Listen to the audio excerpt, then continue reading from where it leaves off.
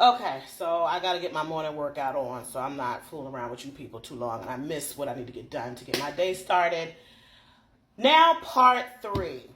We've talked about Columbus Day. We've talked about President's Day.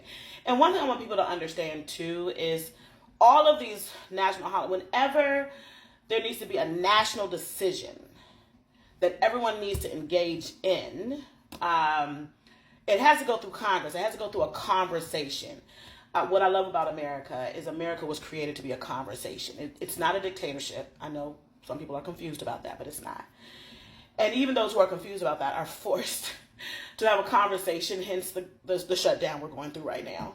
Because it's basically saying you can stay mad in your corners if you want to, but we got to have a conversation and come to a place of compromise. It is how America was founded, where different people who didn't even like each other, I tell people all the time, sometimes people act like America was founded by a bunch of white beer buddies at a bar drinking, saying, hey guys, let's just start a country.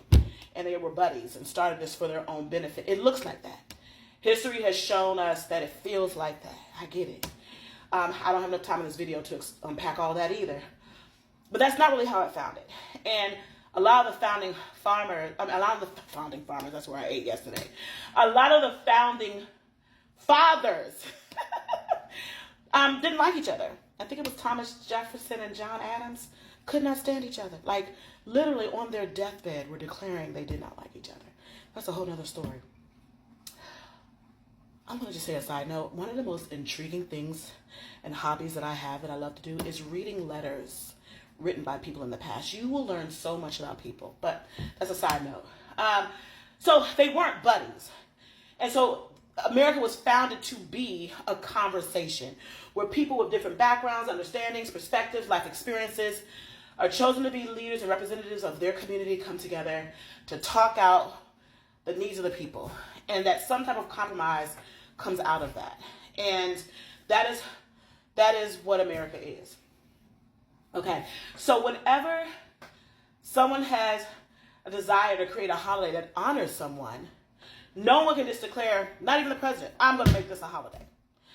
No one can declare just because they love the person. There's a whole bunch of people that love this person and just go and say, we've decided we're going to make, let's say, for example, Charlie Kirk have a holiday. You can't just do it like that, no matter how much you love him, right? You have to go through a process. And in that process, you're going to have people who don't like Charlie Kirk say no. But also, it could happen. Charlie Kirk could get a holiday.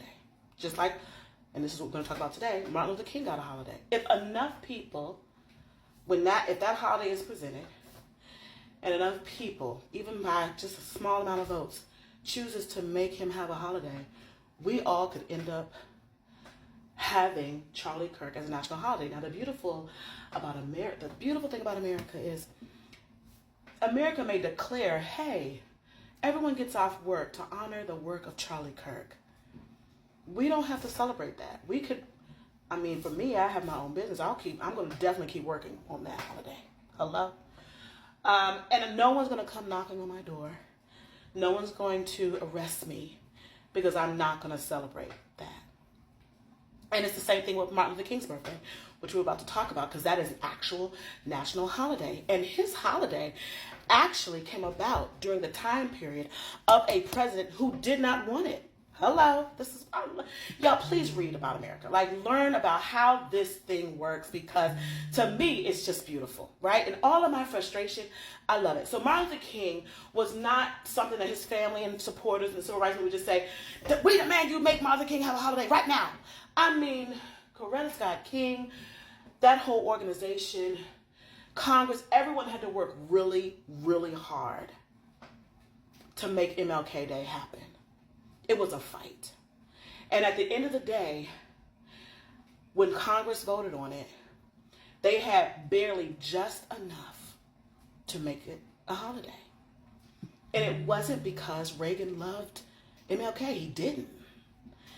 Reagan, you've heard the recordings, Reagan was a certifiable. He didn't particularly love people who looked like me. He was very, very clear on that. Now, when I think about where we are now, I kind of miss Reagan.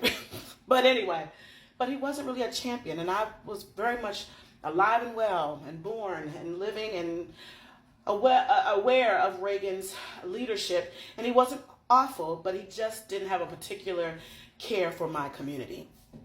And that's documented. And he did some good things too.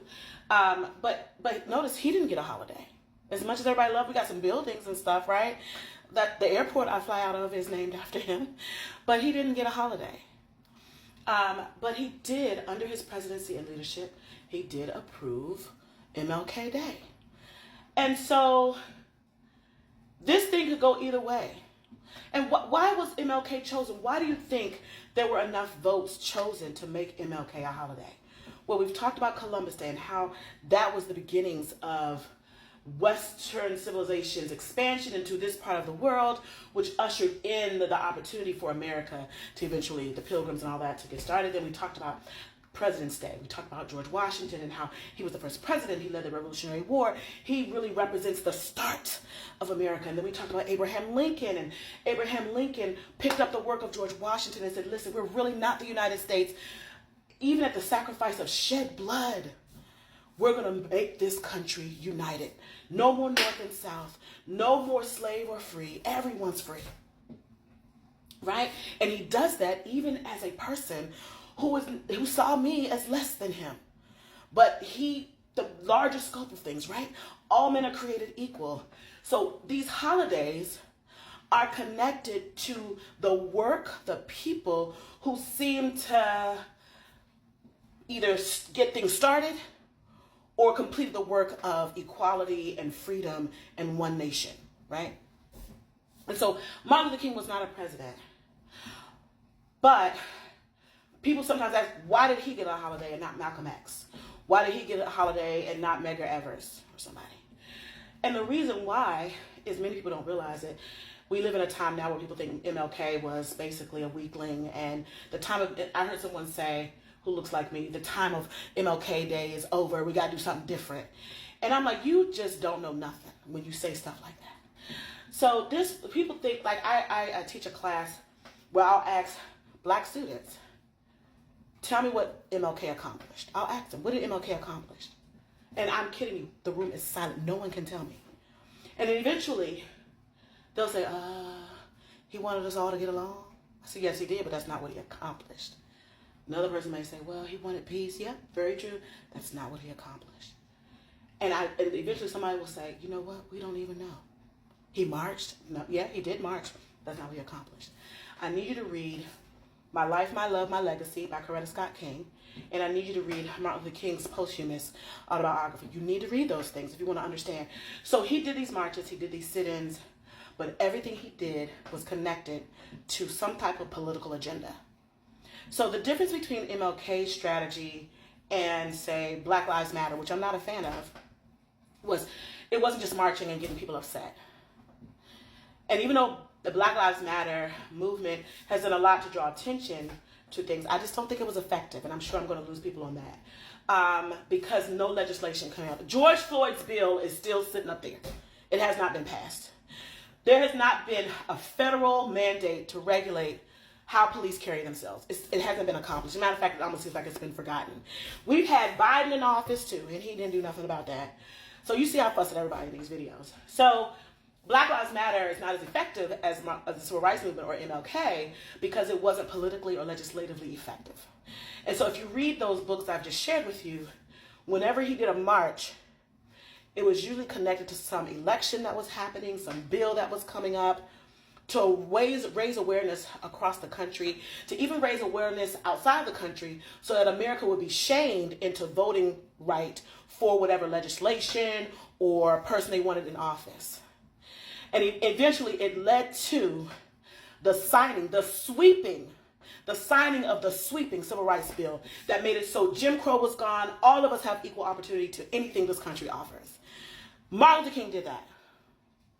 That man deserves a holiday. And I think a lot of people who may not have even been fans of brown people, at the end of the day said, you know what, as much as I don't like black people, yeah, we need to honor him because he really has kind of helped to complete the work. And you see this picture of him standing next to Lyndon B. Johnson signing the Civil Rights Bill.